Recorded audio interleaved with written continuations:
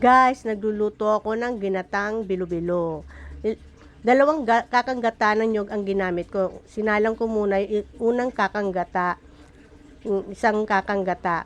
At nilagyan ko konting tubig, nilagay ko yung bilo-bilo, tapos nilagay ko yung langka, sinabay ko na para lumasa ng husto yung langka sa ginatan.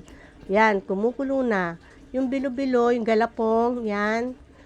Pagkapag lumutang na, haluin ng konti, tapos pwede na nating ilagay yung mga kamote. O, yung kamote, hinaluan ko yan ng ube. Yung parang ubeng kamote.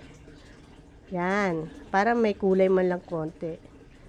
Tapos, lagyan nyo na rin ng asukal. Bahala na kayo kung gaano katabis ang gusto nyo ilagay na asukal sa ginatan.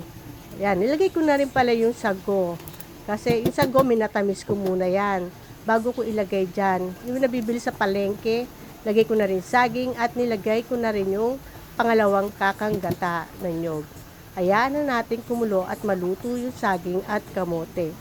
At mamaya, pwede na natin kainin yan.